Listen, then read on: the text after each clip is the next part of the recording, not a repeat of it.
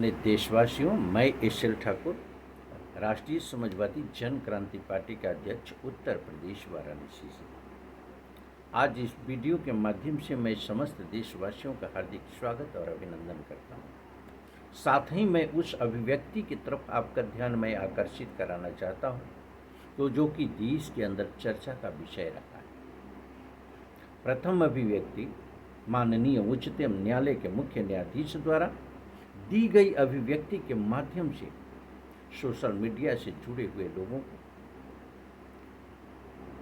Social वर्करों को cockroach शब्द से संबोधित किया गया।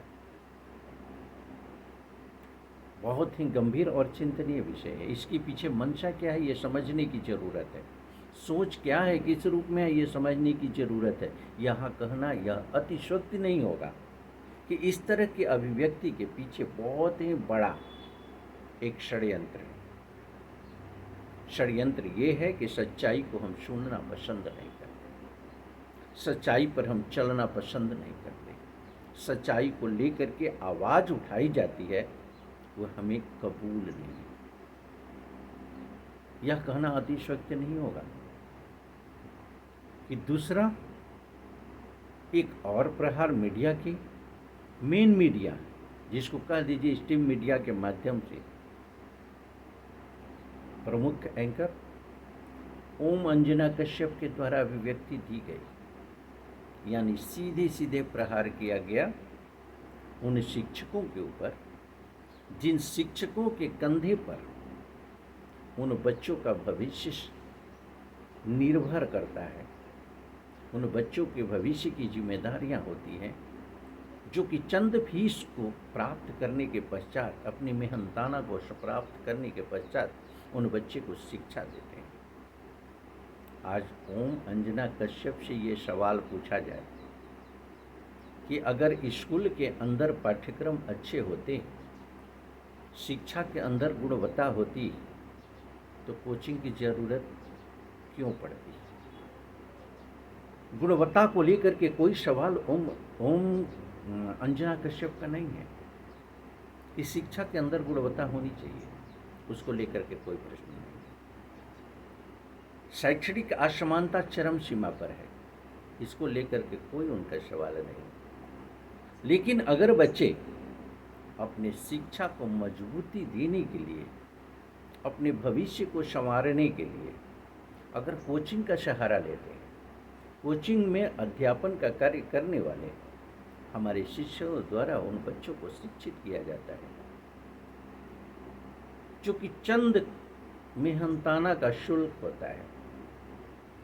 मैं उन कोचिंग सेंटरों के विषय में बात नहीं करता जो कि पूरी तरह से वैधानिकता को दरकिनारे करते हुए कोचिंग चलाने का कार्य करते हैं, लेकिन वैधानिक रूप से संचालित अगर कोचिंग की व्यवस्था है तो उस पर अंगुली उठाना ये कहीं से भी उचित नहीं है।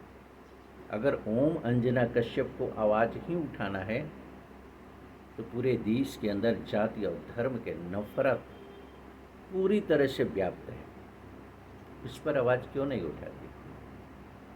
ओम अंजना कश्यप को अगर आवाज़ उठाता है तो अनियंत्रित महंगाई पर आवाज़ क्यों नहीं उठाती? क्यों नहीं चर्चा करती सामाजिक असमानता को लेकर? क्यों नहीं डिबेट का विषय होता राजनीतिक असमानता को लेकर के? क्यों नहीं आपका डिबेट का विषय होता है शिक्षा के स्तर में गुणवत्ता को लेकर के? आपका डिबेट का मैटर यह क्यों नहीं होता है कि संविधान और कानून का उल्लंघन नहीं होना चाहिए? ये डिबेट का विषय क्यों नहीं होता है कि लाखों लाख फर्जी मुकदमे प्रशासन के स्तर पर? ये डिबेट का विषय होना चाहिए। ये डिबेट का विषय क्यों नहीं होता कि अधिकारों का दुरुपयोग करते हुए, संविधान और कानून की धज्जियां उड़ाते हुए जीवन तबाह कर दिया जाता है हमारी देश की जनता का? इस जांच का विषय नहीं है। भ्रष्टाचार के मुद्दे पर चर्चा नहीं होनी चाहिए, आय से अधिक संपत्ति पर चर्चा नहीं होनी चाहिए। चुनावों में करोड़ों करोड़ों रुपए खर्च आते हैं, कहाँ से आते हैं, कहाँ खर्च होते हैं, चंदा कौन देता है, कौन नहीं देता है, और कौन देता है और वह खर्च कहाँ होता है, यह चर्चा का विषय नहीं होना चाहिए, डिबेट इस पर नहीं होना चाहिए, मेन मीडिया का ये एजेंडा नहीं होना चाहिए। ये एजेंडा नहीं होना चाहिए कि 16,000 करोड़ रुपए इलेक्टोरल बॉन्ड के माध्यम से घोटाले हुए, किसने चंदा दिया, किसने लिया और कहाँ खर्च हुआ। क्या ये डिबेट का विषय नहीं होना चाहिए? ओम अंजना कश्यप अपनी नैतिकता के आधार पर अपने दायित्व का निर्वहन करते हुए देश हित में पत्रकारिता को चौथे स्तंभ के रूप में माना जाता रहा है, उस औचित्य को चरितार्थ करें। अनावश्यक किसी को अपमानित करने का प्रयास बिल्कुल गलत है। शिक्षक को कौड़ी के सम्मान, यानी कौड़ी के स्तर के होते हैं शिक्षक, यह बिल्कुल उचित नहीं है, नहीं कहना चाहिए। किसी को अपमानित करने का आपको अधिकार किसी संविधान और कानून के दायरे में नहीं है। यह व्यवस्था बिल्कुल स्पष्ट शब्दों में मैं कहूँ तो निंदनीय है।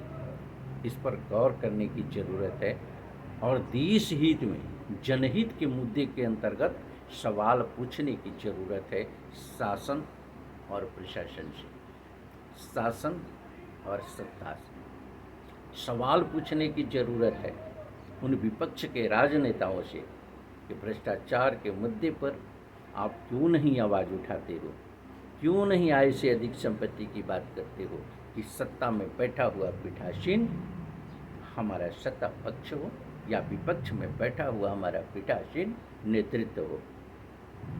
आय से अधिक संपत्ति की जांच होनी चाहिए, आप पूरी तरह से पारदर्शी होनी चाहिए, जिससे कि यह देश जान सके। आप 100 करोड़, 500 करोड़, हजारों करोड़ के मालिक बने तो कैसे बने? वो आपके आय के स्रोत क्या थे? तो पैसे कहाँ से आए और कहाँ खर्च हुए? ये देश को जानने का अधिकार है। डिबेट इस विषय पर होना चाहिए, इस विषय पर चर्चा होना चाहिए। अगर शासन हमारा स्वच्छ हो जाता है, शासन के अंदर पारदर्शिता हो जाती है, तो निश्चित रूप से हमारा प्रशासन बेहतर होगा, हमारी न्याय प्रणाली बेहतर होगी, हमारी सामाजिक व्यवस्था बेहतर होगी और हमारा व्यक्तित्व बेहतर होगा। इसमें कहीं कोई संशय पालने की जरूरत नहीं है। डिबेट का विषय ये है, क्रिटिसाइज करना है तो इन विषयों पर करें, क्रिटिसाइज किसी व्यक्ति विशेष का नहीं होना चाहिए। और विशेष करके उन शिक्षकों को जो शिक्षक ये कहीं न कहीं से अपना योगदान बच्चों के भविष्य को लेकर के देते हैं, और बच्चों का भविष्य हमारा देश का भविष्य है, उस पर प्रहार करना कहीं से भी उचित नहीं है। शिक्षा की गुणवत्ता की बात होनी चाहिए, शिक्षा के अंदर सामान्य शिक्षा प्रणाली लागू कैसे होगी इस पर बात होनी चाहिए, शिक्षा को पूरी तरीके से मुफ्त किया जाए इस पर बात होनी चाहिए। शिक्षा के स्तर पर, गुणवत्ता के आधार पर, गुण दोष के आधार पर चर्चा होनी चाहिए। अगर ऐसा नहीं होता है तो राष्ट्रीय समाजवादी जनक्रांति पार्टी इसके निंदा करती है, और राष्ट्रीय समाजवादी जनक्रांति पार्टी का यह मानना है कि जनहित के मुद्दे पर जब तक मेन मीडिया में चर्चा नहीं होगी, जनहित के मुद्दे पर जब जन जन की आवाज़ नहीं उठेगी, तब तक आमूलचूल परिवर्तन का होना मुश्किल ही नहीं, नामुमकिन है।